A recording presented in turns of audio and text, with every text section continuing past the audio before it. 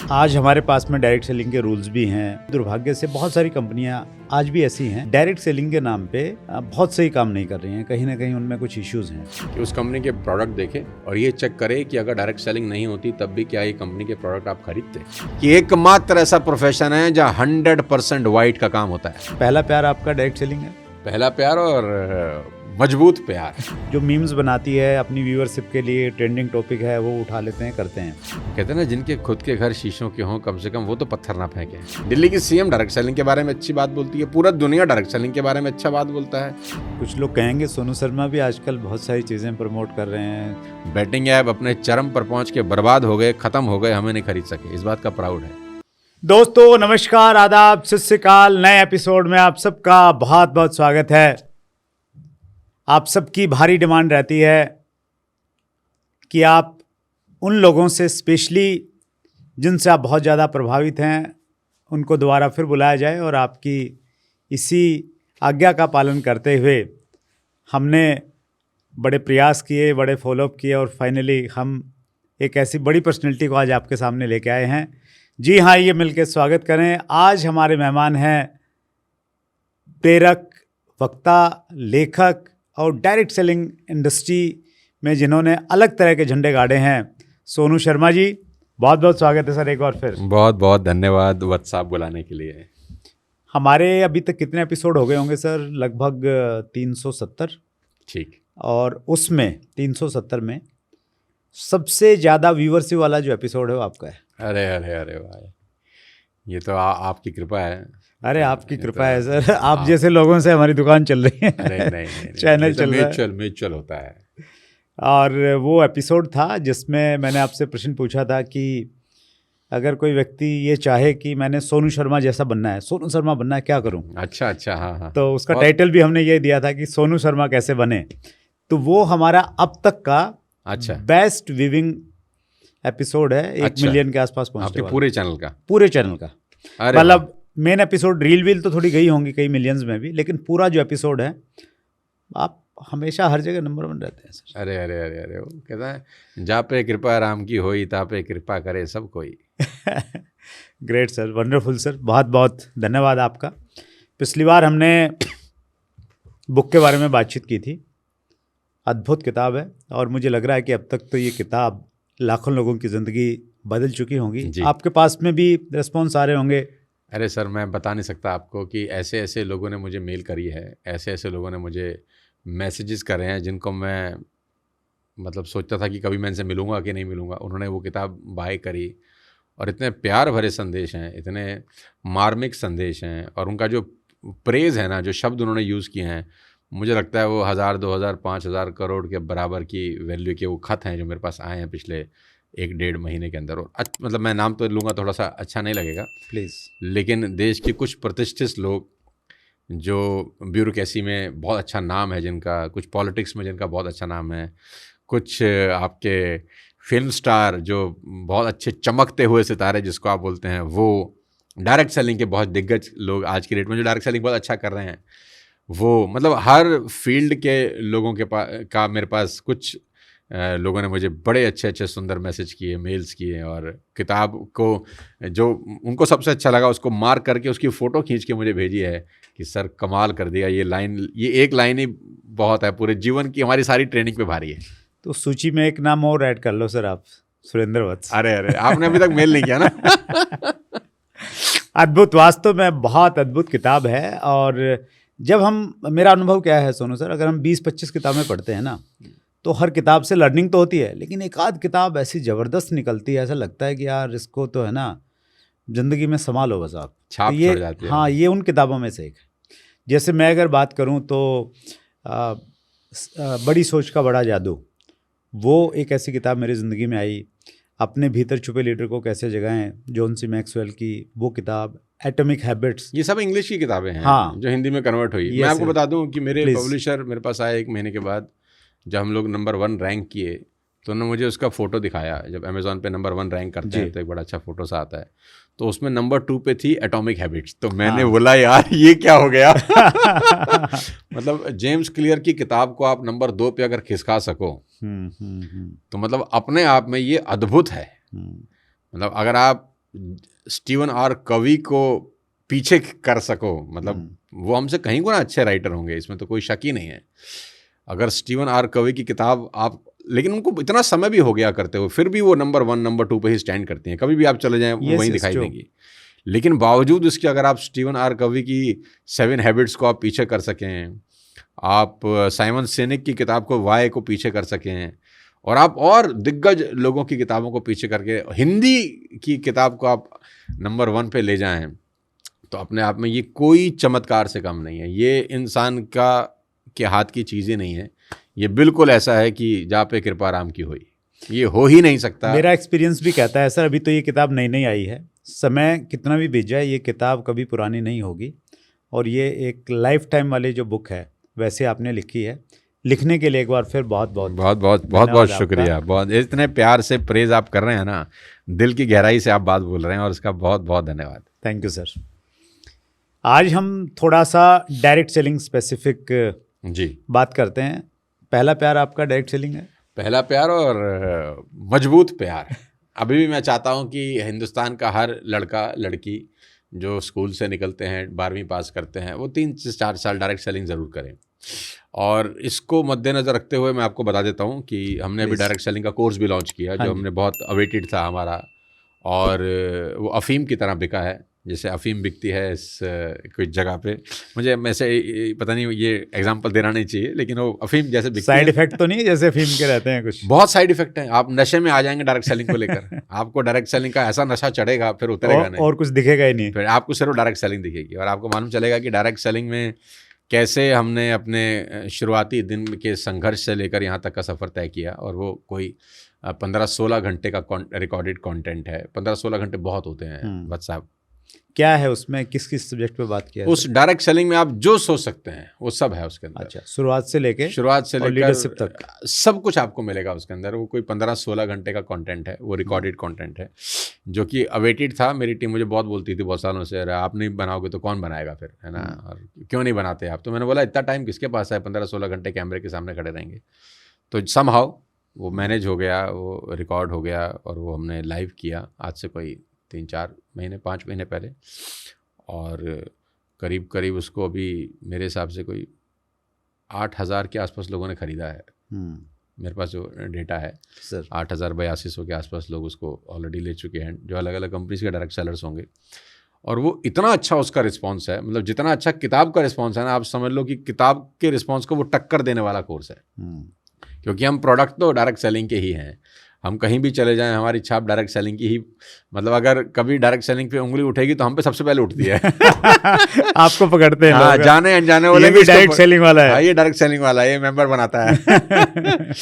तो वो हमने प्रयास किया उसको अच्छे से बनाने का, और वो बहुत अच्छा बनाया, निकल के आया है।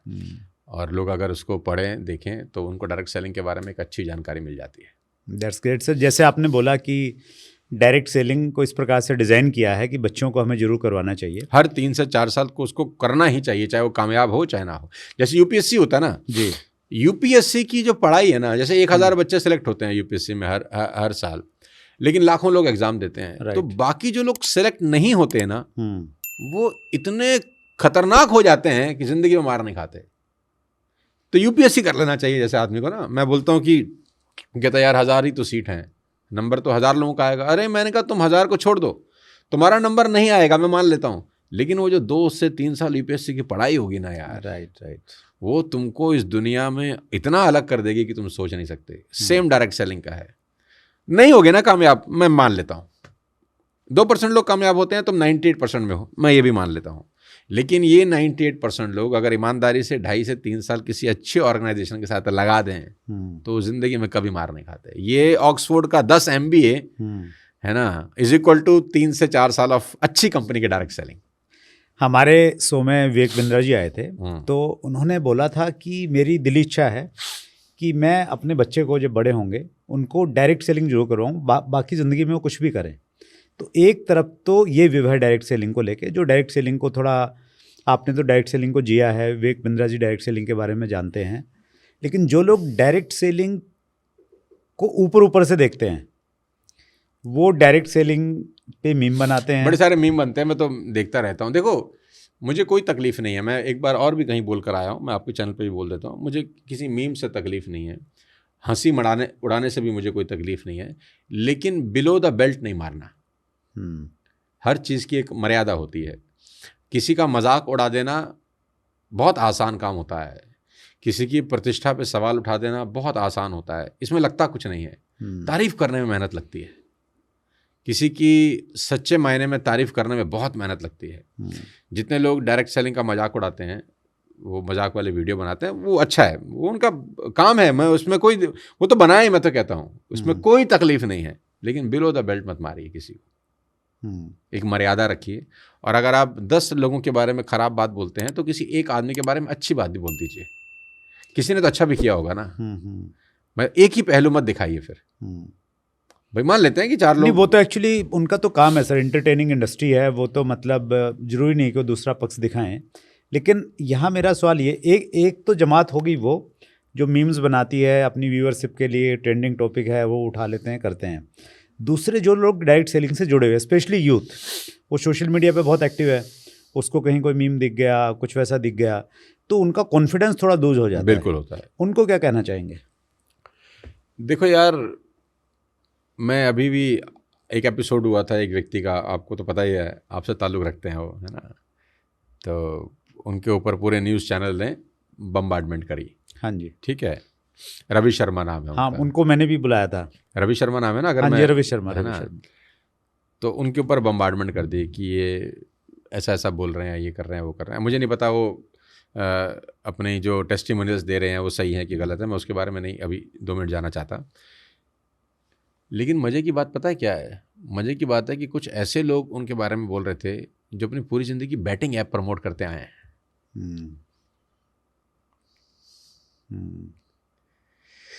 वो कहते हैं ना, जिनके खुद के घर शीशों के हों, कम से कम वो तो पत्थर ना फेंकें। वो आदमी जो बैटिंग ऐप प्रमोट कर रहा है पैसे लेकर, वो कह रहा है ये खराब काम कर रहा है, मतलब हद हो गई है। तो 40 करोड़ लोगों की जिंदगियां तुमने बर्बाद कर दी बैटिंग ऐप प्रमोट करके, 40 करोड़ लोगों की। और सरकार ने बंद किया ना, डायरेक्ट सेलिंग को तो बंद नहीं किया। राइट, कानून बना दिया डायरेक्ट सेलिंग पे। बंद किसको किया? जो खराब काम कर रहे थे। मतलब तुम जो कर रहे थे उसको सरकार ने बंद कर दिया। ये प्रूफ है कि तुम गलत कर रहे थे। यस, गलत चीज़ों को प्रमोट कर रहे थे, गलत चीज़ों को प्रमोट कर रहे थे। और सरकार ने चालू किसको रखा? डायरेक्ट सेलिंग को। दिल्ली की सीएम डायरेक्ट सेलिंग के बारे में अच्छी बात बोलती है, पूरा दुनिया डायरेक्ट सेलिंग के बारे में अच्छा बात बोलता है। और तुम जो बैटिंग ऐप प्रमोट कर रहे थे जीवन भर, तुम उसके लिए खराब बोल रहे हो जो सरकार की नज़र में सही है। और सरकार की नज़र में जो गलत था तुम उसको प्रमोट कर रहे थे। राइट। ये तो भाई बहुत ही गजब चीज़ है इस दुनिया के अंदर। 40 करोड़ लोग बर्बाद हुए बैटिंग ऐप के चक्कर में। 40 करोड़ लोग, व्हाट्सएप, घर बिक गए लोगों के, सुसाइड हुए हैं इस देश के अंदर, लोगों ने आत्महत्याएं करी हैं बैटिंग ऐप के चक्कर में। और जब बुलबुला बहुत फटा तभी तो सरकार ने एक्शन लिया। तुमको किसी ने 10 लाख रुपए दिए, तुमने बोला हाँ ये तो बहुत बढ़िया है, इस पे खेलो लूडो, हैं, इस पे टीम बनाओ, बहुत बढ़िया। किसी ने 20 लाख रुपए फेंक दिए तुम्हारे आगे, तुमने तो लालच में आके फिर 20 लाख रुपए उठाए और 40 करोड़ लोगों को बोला कि अच्छा तुम नाम अच्छा हो, बोलते अच्छा हो, इसमें तो कोई दोराय है नहीं, इसको तुम डिनाई भी नहीं कर रहे, तो तुम्हारी फैन फॉलोइंग भी है। अब उस फैन फॉलोइंग का नाजायज़ फ़ायदा तुमने उठाया है।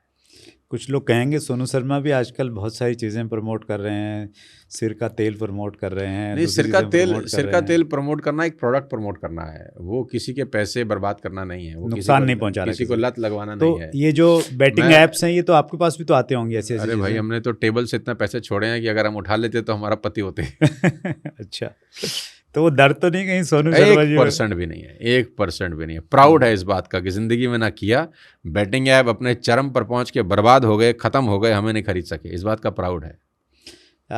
किसी एक इवेंट में मैंने आपको सुना था किसी को गाइड करते हुए कि भाई जिस दिन आप टेबल से पैसा छोड़ना सीख जाओगे ना, एथिक्स से कंप्रोमाइज़ नहीं, पैसा कितना मर्जी दो, उस दिन ज़िंदगी में कुछ अलग लेवल पे पहुंच जाओगे। कैसे वो साहस आए, कैसे वो हिम्मत आए लोगों में? मुझे भगवान से डर बड़ा लगता है। देखो सुरेंद्र जी, मैं डरपोक आदमी हूँ। मुझे ना कर्मों दुनिया से को मोटिवेट करते हो और मैं बहुत डरपोक हूँ। मैं अपने कर्मों से, अपने भगवान से बहुत डरता हूँ। हम्म, क्यों डरता हूँ? क्योंकि मुझे लगता है कि मेरे ऐसे नालायक आदमी को उसने इतना कुछ दिया है, वो बोलेगा बस यही करना रह गया था, तुझे दे तो रहा हूँ, और क्या चाहिए, इतना लालची हो रहा है तू। ऊपर जाऊंगा, मेरे पिताजी को आंख दिखानी पड़ेगी मुझे, मेरे पिताजी को मेरे को मेरा चेहरा दिखाना पड़ेगा, तो ऊपर जाके मुझे जवाब देना पड़ेगा। वो बोलेंगे ये करने के लिए तुझे पैदा किया था, पैसे की इतनी भूख थी तुझे, यही करना था, तेरे को कौन सी कमी थी भाई, तुझे किस चीज़ की कमी थी जो तू ये कर रहा है। तो मैं तो बहुत डरपोक आदमी हूँ। मुझे तो लग रहा है मैं ऊपर जाऊंगा, मैं क्या मुंह दिखाऊंगा अपने पूर्वजों को कि यार ये करने के लिए। एडवर्टाइजमेंट या कोई भी ऑफर आता है कहीं पे भी जाने का, सर मैं तो बहुत डरता स्पीकर, हूँ। तो आप देखते हैं, चेक करते हैं, मैं नहीं पैरामीटर्स करता हैं सर, कुछ? मैं नहीं करता, अभी तक तो कभी नहीं किया, और भगवान ना कराए मुझसे कभी। जब आदमी सक्सेसफुल हो जाता है सर, आज आपका बहुत बड़ा नाम है, तो बहुत सारे लोग आपसे प्रेम करते हैं, और कुछ लोग आपसे अति प्रेम करते हैं। वो इतना ज़्यादा प्रेम करते हैं, वो उनको लगता है यार सोनू शर्मा कहाँ कुछ गलती कर दे थोड़ी सी भी। नहीं, वो मेरे साथ नहीं है, वो सभी के साथ है। अब देखो, केबीसी के अंदर वो एक लड़का छोटा सा था, वो नाम मुझे नहीं याद आ रहा उसका, वो कुछ बदतमीजी से अमिताभ बच्चन साहब से बात की। हाँ जी, हाँ जी, हाँ जी। ठीक है, वो 8-9 साल का लड़का जी। होगा। हमारा ना पूरा देश कुंठा से भरा हुआ है। अब उस लड़के से तो किसी की दुश्मनी नहीं थी, लेकिन उसने बच्चन साहब को कुछ रूड भाषा में बात किया। राइट। भाई साहब, पूरी मीडिया, हर सोशल मीडिया इन्फ्लुएंसर उस बच्चे पे तो राशन पानी लेके चला गया, जैसे गुनाह कर दिया उसने इतना बड़ा जो सोसाइटी को एक्सेप्टेबल ही नहीं है। अरे भाई, बच्चा है यार, इतनी बड़ी गलती हो गई कि पूरा देश चढ़ बैठा उसके ऊपर। हम सब कुंठा से भरे लोग हैं, हमको मौका चाहिए अपनी कुंठा निकालने का, अपनी भड़ास किसी पे भी निकालने का। अरे सोनू शर्मा तो बहुत बात की चीज़ है सर, वो छोटा सा बच्चा था 8-9 साल का। नहीं, मैं स्पेशली ऐसे कुछ लोगों को जानता हूँ सोनू सर, जैसे पीछे कहीं एक न्यूज़ आई, आपने सोशल मीडिया पे भी उसका क्लैरिटी दी थी कि भाई सोनू शर्मा कहीं क्रिप्टो के साथ में इन्वॉल्व हो गए, कुछ वैसा हो गया। तो जैसे वो आई ना, मेरे पास में 4 लोगों में फ़ोन आ गए, और उससे मुझे लगा यार ये सोनू जी से अति प्रेम करते हैं। तो ऐसे कुछ लोग जब आपकी ज़िंदगी में हैं, कुछ लोग बताते होंगे यार वो आपके बारे में ऐसा बोल रहा था। आपने एक अपनी बुक में भी लिखा ना, E+R=O। तो कैसे उसको रिस्पॉन्ड करते हैं, रिएक्ट करते हैं? देखो, मैंने ज़िंदगी में कभी क्रिप्टो करा नहीं है, और मुझे ऐसा लगता है कि मैं कभी ज़िंदगी में क्रिप्टो करूँगा भी नहीं सर, क्योंकि वो मुझको सूट नहीं करता, वो मुझे समझ नहीं आता, वो खेल मेरी समझ से परे है। तो जो चीज़ मुझे ही समझ नहीं आ रही, तो मैं वो कैसे किसी और को बोल दूंगा कि आप लोग कर लें। अब ऑफ़र की बात होती है तो टेबल पे बहुत ऑफ़र आते हैं। दुबई में फ्लैट ले लो, ये भी ऑफ़र आता है, और एक स्टोरी के इतने पैसे मिल जाएंगे, ये भी ऑफ़र आता है। 1 साल तक इतनी रील डाल दो, ये भी ऑफ़र आता है। ये तब की बात है जब बैटिंग ऐप अस्तित्व में थे देश में जी। और इतने पैसे मिलते हैं ना वत्स साहब कि वो माउथ वाटरिंग होता है कभी कभी, तो मुंह में पानी आ जाता है यार। कि मेरी टीम के मैनेजर मुझे बोलते हैं, अरे सर दुनिया कर रही है। वो भी आके समझाते हैं, देखो भाई रोहित शर्मा भी कर रहे हैं, देखो आमिर खान भी कर रहे हैं, देखो ये सब कर ही रहे हैं जी। धोनी साहब भी उसमें हैं, ऐड में हैं। तो ये सब बैटिंग ऐप बहुत सारी कंपनियों के कर ही रहे हैं, ड्रीम 11 ये सब चल ही रहा था।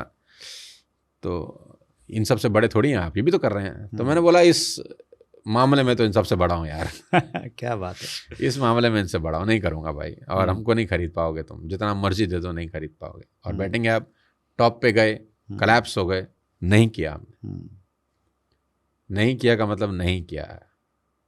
फक्र है इस बात का कि टेबल से करोड़ों रुपए छोड़ दिए। That's great sir. मैं एक प्रश्न पे दोबारा आता हूँ, कहीं मिस हो गया हमारा। जो लोग स्पेशली युवा डायरेक्ट सेलिंग पे जब मीम बनते हुए देखता है, मजाक उड़ाते हुए देखता है, उसका कॉन्फिडेंस कहीं ना कहीं हिलता है, उनको क्या कहना चाहेंगे? देखो, अगर आप तालाब में उतरे हो ना, तो तालाब में हर तरह का व्यक्ति आपको मिलेगा। अगर आपका कॉन्फिडेंस 10 मीम से हिल रहा है तो फिर वो कॉन्फिडेंस है ही नहीं। आपका कॉन्फिडेंस अगर 10 लोगों की ना करने से, 20 लोगों की ना करने से हिल रहा है तो फिर वो कॉन्फिडेंस है ही नहीं। इस पूरी दुनिया के अंदर सफलता की रेशो 2-3% ही है हर प्रोफेशन के अंदर। खाली डायरेक्ट सेलिंग की बात नहीं है, कोई प्रोफेशन उठा के देख लीजिए, सक्सेस रेशो इतनी ही है। बाकी 97-98% लोग नहीं कामयाब होते। राइट, ठीक।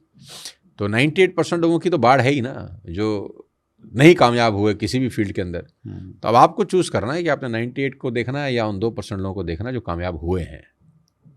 तो मीम तो दिखाई देंगे, वो तो आप रोक ही नहीं सकते, लेकिन आप अर्जुन की तरह अगर आपका आंख बिल्कुल मछली की आंख पे फोकस बिल्कुल क्लियर है तो आप दाएं बाएं डिस्ट्रैक्ट नहीं होने चाहिए।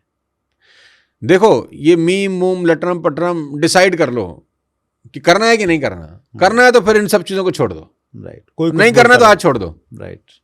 ये हर 4 दिन के बाद मैं मायके चली जाऊंगी ये वाला गाना मत गाओ फिर है ना, मैं मायके चली जाऊंगी तू देखती रही हो। अरे तू चली जाना तो तू अभी चली जा करना अगर छोड़ना है ना डायरेक्ट सेलिंग तो अभी छोड़ दे। हर चौथे दिन उठ के ये नाटकबाजी मत कर भाई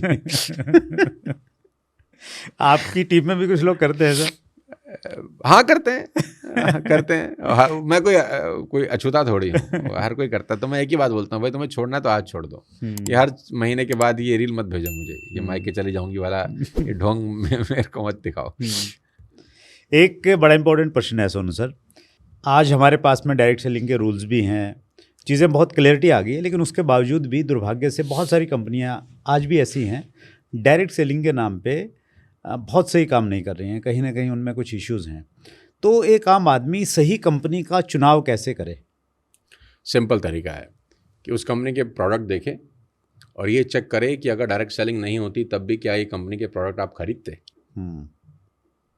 अगर डायरेक्ट सेलिंग या बिजनेस प्लान का इसमें छौंका नहीं लगा होता, राइट, और ये प्रोडक्ट आपको वैसे बाजार में नज़र आते और इसी रेट पे नज़र आते, क्या आप ये product without direct selling buy करते? अगर जवाब आ जाए हाँ तो कंपनी ठीक है, अगर जवाब आ जाए कि नहीं नहीं नहीं अगर डायरेक्ट सेलिंग नहीं होती फिर तो बिल्कुल नहीं खरीदता, तो फिर वो कंपनी खराब है। तो एक तो प्रोडक्ट चेक करें, सबसे इंपॉर्टेंट है यार। दूसरा जी, ये जरूर चेक करें कि कंपनी कितने साल से चल रही है। अब यहाँ पर कुछ लोग बोलते हैं मुझे कि सर कभी ना कभी तो हर आदमी शुरू करता ही है ना, तो फिर आप ऐसा क्यों बोलते हैं? क्योंकि आप तो ऐसी कंपनी में हैं जहाँ 15-20 साल हो गए, या वत्स साहब भी ऐसी कंपनी में है जो 20 साल हो गए, तो आप फिर उनको बचाव करने के लिए ऐसा बोलते हैं जी कि कभी ना कभी तो इन्होंने भी शुरुआत करी होगी। लेकिन मैं एक ही बात बोलता हूँ कि भाई सारी बातें मैं तुम्हारी मानता हूँ, सब बातें ठीक हैं, लेकिन आप उसी डॉक्टर से ऑपरेशन कराओगे जो 10 साल से कर रहा है। अगर डॉक्टर आके आपको बोले कि भाई साहब ये मेरा पहला ऑपरेशन है लेकिन चिंता मत करो, भरोसा करो मुझ पे, मैं बड़ा एक्साइटेड हूँ ऑपरेशन करने के लिए, जब से मुझे पता चला है कि तुम्हारा ऑपरेशन होने वाला है मुझे रात में नींद नहीं आई, मैं तुम्हारा कर दूंगा तो भाई आप बोलोगे एक्साइटमेंट अपनी जगह है भाई, मैं उससे कराऊंगा जो 10 साल से कर रहा है। तो जो 10 साल 20 साल से कर रहे हैं उनके पास ये प्रिविलेज है। आप उसी टीचर से पढ़वाना पसंद करेंगे बच्चे को जिसने रिजल्ट पैदा किए हैं। ठीक, तो 2 चीज़ें हैं, पहला प्रोडक्ट बिना डायरेक्ट सेलिंग के भी आप खरीदना चाहिए, दूसरा उस कंपनी का क्रेडिबिलिटी मार्केट में कितना है और वो क्या 10 साल 15 साल 20 साल से मार्केट में ऑपरेट कर रही है कि नहीं कर रही है, ये बहुत इंपॉर्टेंट है। अगर ड्यूरेशन 10 साल से ऊपर है, अगर प्रोडक्ट विदाउट डायरेक्ट सेलिंग भी आप खरीदते, तो ये 2 पैरामीटर मुझे लगता है बहुत होते हैं किसी एक अच्छी कंपनी को चेक करने के। That's great sir.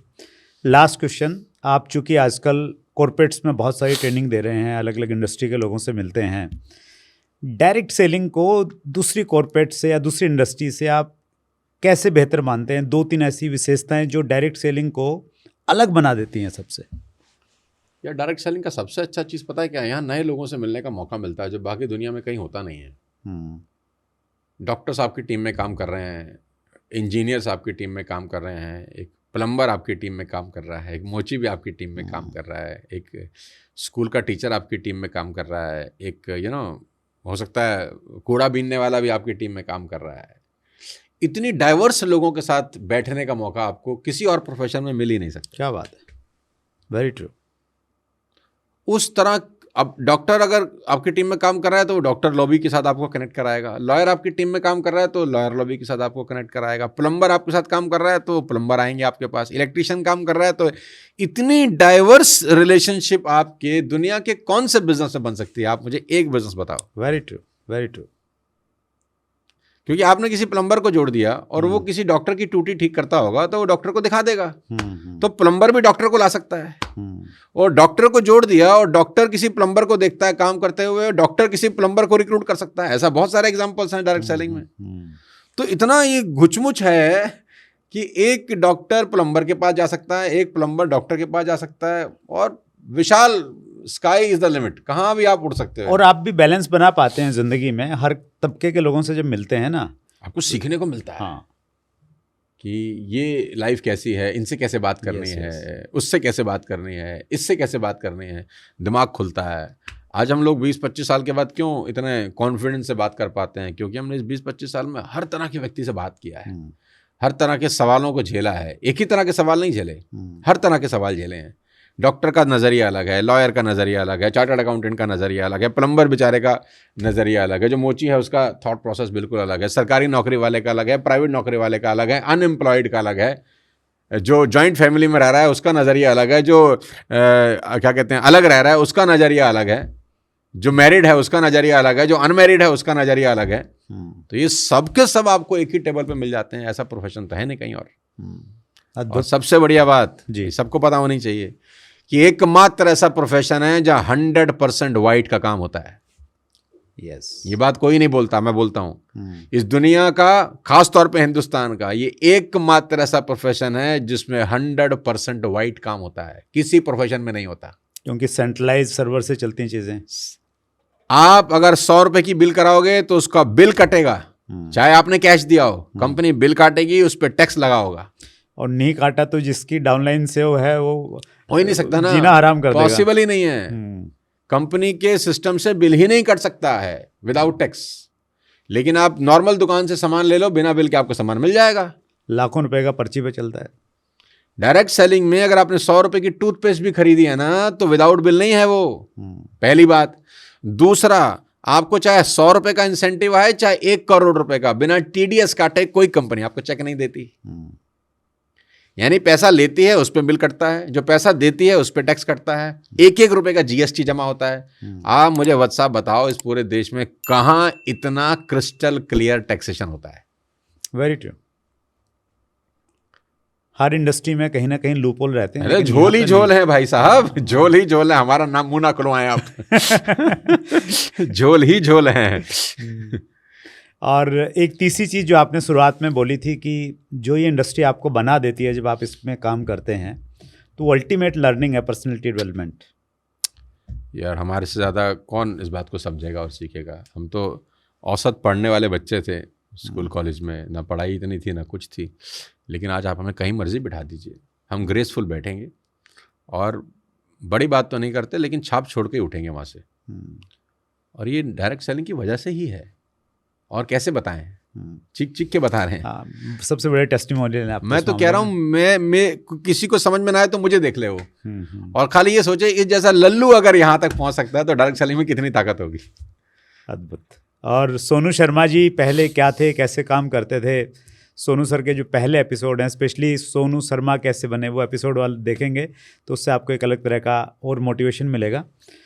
Sonu sir, आप डायरेक्ट सेलिंग इंडस्ट्री की तो शान है ही, आजकल आप कॉर्पोरेट में बहुत सी ट्रेनिंग दे रहे हैं। जी, हमारे पैनल पे कोई हमें, हाँ जी प्लीज़ बताएं। हमारे पैनल पे कोई 200 से ज़्यादा कंपनीज हैं जिनके साथ हम काम करते हैं। इंडिया की टॉप मोस्ट ऑर्गेनाइजेशंस मुझे बुला चुकी हैं उनके प्रोग्राम करने के लिए, और एक साल में कोई 100 से ज़्यादा बड़े इवेंट मैं करता हूँ, मोर देन 100 इवेंट्स। और हमारा कैलेंडर भगवान के आशीर्वाद से अगले 6-6 महीने के लिए ब्लॉक रहता है। वो तो मेरे को मालूम है सर। कितने पसीने बहाने पड़ते हैं आपको बुलाने के लिए, आई नो वेरी वेल। हाँ, तो ईश्वर की बड़ी, गॉड इज़ वेरी काइंड, और ईश्वर की बड़ी कृपा है। और भगवान मुझे डायरेक्टली इनडायरेक्टली बोलता है कि ईमानदारी से पैसा कमाना ज़्यादा आसान है। पहले प्यार को तो नहीं भूल जाओगे? मैं तो सर आज भी डायरेक्ट सेलिंग का दीवाना आदमी हूँ। अगर मैं कहीं भी भिड़ जाता हूँ किसी से भी, और इतना तल्ख बात करता हूँ, इतनी तल्ख तो वो लोग भी बात नहीं करते जो नहीं कर रहे। नहीं, मुझे अच्छे से याद है जब कुछ मीम्स वगैरह बनने लगे, आपका स्पेशली कॉल आया कि अरे क्या चल रहा है, कुछ ना कुछ इनके बारे में करते हैं। वो मतलब तो मैं एक्चुअली क्या, कभी ना मैं ये सोचता हूँ कि यार मैं नंगे के साथ नंगा नहीं हो सकता बस, नहीं तो मैं तो छील सकता हूँ। लेकिन एक लिमिट है, उससे नीचे नहीं गिरना मैं चाहता हूँ कि वो उस लेवल पे मैं नहीं उतर सकता हूँ। नहीं तो 2 मिनट लगते हैं, लीगली भी 2 मिनट लगते हैं और वैसे भी 2 मिनट लगते हैं। वो कभी कभी हम बोलते हैं ना, हमारी टाइयों पे मत जाना यार। लेकिन ठीक है, वो अच्छा है, करें। मतलब मुझे तो मेरे बहुत सारे दोस्त हैं जो बनाते हैं और मैं उनको कभी कभी बोलता हूँ यार बड़े दिनों से कुछ तुमने हाथ साफ नहीं किया, क्या चक्कर है? यार कह रहे नहीं सर नहीं सर नहीं सर। तो बनाए अच्छा है, बिलो द बेल्ट ना मारे यार, एंटरटेनमेंट बहुत जरूरी है। बड़ा मजा भी आता है मुझे कुछ लोगों की मीम देखी, इतनी खुशी होती है, भगवान कसम मैं कैमरे पे बोल रहा हूँ, जो डायरेक्ट सेलिंग के लिए गलत मीम बनाते हैं उनको देखकर खुशी भी बहुत होती है कि यार कितने क्रिएटिव लोग हैं यार, कितने तेजस्वी लोग हैं यार, कहाँ से आते हैं ये लोग, क्या आइडियाज हैं उनके पास। बड़ा अच्छा भी लगता है कभी कभी, लेकिन ठीक है, लेकिन मर्यादा में रख के करें, कोई दिक्कत नहीं है। That's great sir. एक बार फिर सर, मतलब समय की लिमिटेशन है, आपके आगे के शेड्यूल्स हैं, घड़ी तो मैं रोक नहीं सकता। एक बार फिर बहुत बहुत शुक्रिया सभी व्यूवर्स की तरफ से आने के लिए धन्यवाद, और विशेष रूप से ये किताब लिखने के लिए धन्यवाद। हिंदी अंग्रेज़ी दोनों भाषाओं में उपलब्ध है, नीचे डिस्क्रिप्शन में लिंक है, आप इसको खरीदिए और ज़िंदगी में किसी भी क्षेत्र में आप आगे बढ़िए। एक बार फिर सर लास्ट में क्या कहना चाहेंगे हमारे सर? मैं सभी को एक ही बात बोलना चाहता हूँ कि नववर्ष 2026 आपके लिए मंगलकारी हो। ये साल है जिसका टोटल 1 है, 2 + 2 = 6, ये 1 है। ईश्वर करे कि आप इसमें अपनी फील्ड में नंबर 1 बन जाएं। मेहनत करिए, इस दुनिया में मेहनत का कोई सब्स्टिट्यूट नहीं है। और सबसे इम्पॉर्टेंट बात जो मैं सब बोलता हूँ आखिरी में, एथिक्स से कभी समझौता मत करिए। उसके घर में देर है अंधेर नहीं है। अगर आपने एथिक्स से समझौता नहीं किया तो वो देगा, छप्पड़ फाड़ के देगा। नीयत साफ रखिए, किसी का नुकसान मत करिए। अपने 2 रुपये कमाने के चक्कर में किसी का 1 रुपये का नुकसान, 10 रुपये का नुकसान कभी मत करिए। देखो, गलत तरीके से अमीर होने से सही तरीके से गरीब मर जाना ज़्यादा अच्छा है। क्या बात है। गलत तरीके से पैसा बनाने से सही तरीके से कंगाली की ज़िंदगी बिताना ज़्यादा अच्छा है, ताकि जब ऊपर जाएं तो सर उठा के जाएं और उसकी आंखों में आंखें डाल के बोलें कि हमने गलत काम नहीं किया। क्या बात, वंडरफुल, अद्भुत, क्या बात। बहुत बहुत धन्यवाद सर, एक बार फिर शुक्रिया दिल से। सो ये थे सोनू शर्मा जी। बहुत बड़ा नाम है, कॉर्पोरेट्स में बहुत सारी ट्रेनिंग देते हैं, लेकिन डायरेक्ट सेलिंग को आज भी अपना पहला प्यार मानते हैं। अगले मंगलवार को रात्रि 8 बजे फिर एक बड़ी शख्सियत से मुलाकात होगी। अपना ख्याल रखिएगा। बहुत बहुत धन्यवाद।